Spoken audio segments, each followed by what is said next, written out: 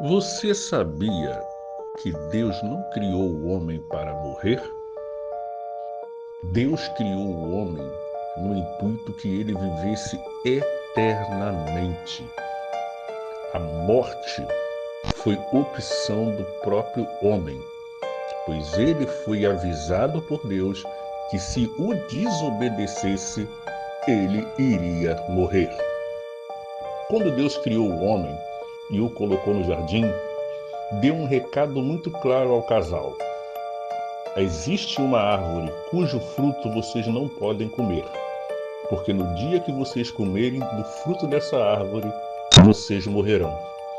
E daquele mesmo jardim havia uma outra árvore, um grande presente que Deus lhes deu, que era a árvore da vida, cujo o fruto lhes concederia vida eterna.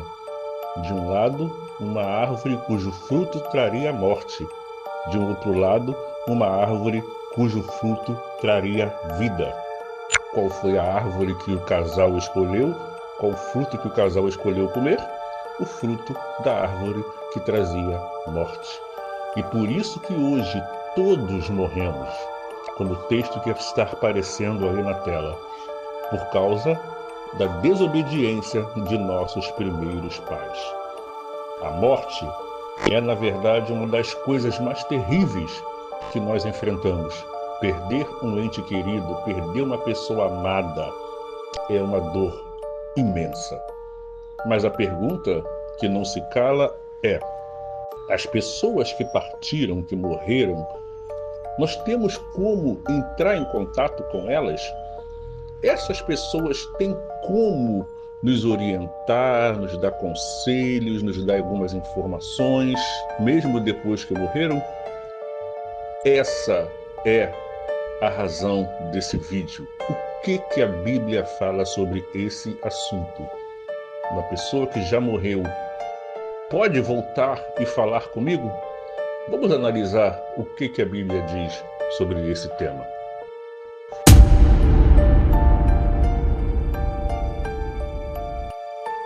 No livro de Deuteronômios, capítulo 18, do versículo 10 até o 12, Deus diz: entre ti não se achará quem faça passar pelo fogo a seu filho ou sua filha, nem adivinhador, nem prognosticador, nem agougueiro, nem feiticeiro, nem encantador, nem quem consulte a um espírito adivinhador, nem mágico e nem quem consulte os mortos, porque todo aquele que faz tal coisa é abominação ao Senhor.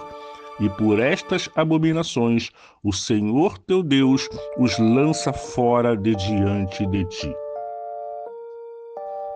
A necromancia, que é a prática de tentar se comunicar com os mortos, foi condenada por Deus lá no início.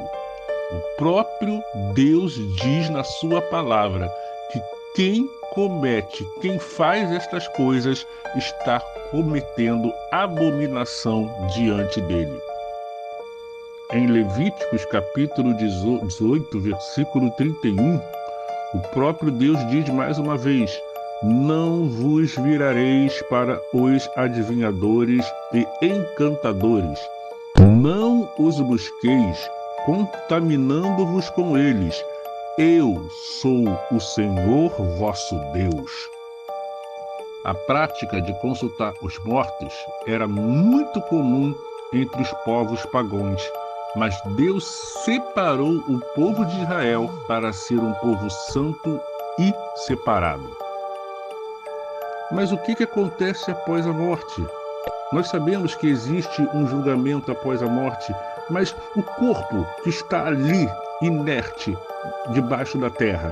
Olha o que diz em Eclesiastes capítulo 9, versículos 5 e 6. Porque os vivos sabem que hão de morrer, mas os mortos não sabem coisa nenhuma, nem tampouco terão eles recompensa, mas a sua memória fica entregue ao esquecimento. Também o seu amor, o seu ódio e a sua inveja já pereceram, e já não tem parte alguma para sempre em coisa alguma do que se faz debaixo do sol. O que esse versículo quer dizer? Que após a morte não há mais envolvimento com o mundo físico.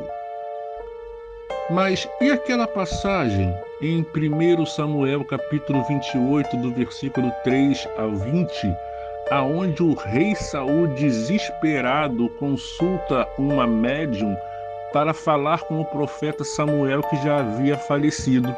Ora, Deus já havia se calado para Saul por causa da sua desobediência. E Saul, desesperado, procura uma mulher. A mulher ali faz algumas coisas e, de repente, quem surge? Um espírito dizendo que era Samuel. Mas será que era Samuel? Será que Deus, depois de proibir a prática de consultar os mortos, iria permitir que o seu servo voltasse através daquele movimento que aconteceu ali? Será que Deus, que havia mandado exterminar da terra todas as pessoas que faziam esse tipo de coisa, iria permitir essa prática? Com toda certeza não. Não foi Samuel que esteve ali naquele momento. Com toda certeza, era um espírito enganador. Inclusive, a própria palavra de Deus vai dizer que Saul morreu logo após essa atitude, pois foi vista como rebelião contra Deus. Agora entenda, os espíritos dos mortos ou enganador? Em 2 Coríntios capítulo 11, do versículo 14 até o 15, diz que não nos devemos se admirar, porque o próprio Satanás se transforma em anjo de luz. Satanás e seus demônios podem muito bem se disfarçar e enganar as pessoas, inclusive fingindo ser espíritos de entes queridos. A maior prova bíblica da impossibilidade de uma pessoa que já morreu voltar e conversar com quem está vivo está na história e não parábola contada por Jesus sobre o rico e o Lázaro. Aquele homem já morto, naquele lugar de tormento, ele se lembra dos seus familiares, veja, em plena consciência, lembra daqueles que estão vivos, e ele pede permissão a Deus para que volte até a terra e avise aos seus entes queridos sobre o lugar de tormento que ele estava, para que eles tomassem posição diante de Deus e não fossem para lá. Porém, não é permitido que ele voltasse. Porque Deus fala, tem os vivos, que eles ouçam os vivos. Então, se você está precisando de consolo, se você está precisando de conselho, o único mediador entre Deus e os homens não é quem já morreu, é Jesus Cristo. O busque através da oração, através da palavra de Deus e através do Espírito Santo, o Consolador, enviado por Deus para estar conosco até a volta de Jesus. Busque a Deus enquanto se pode achar.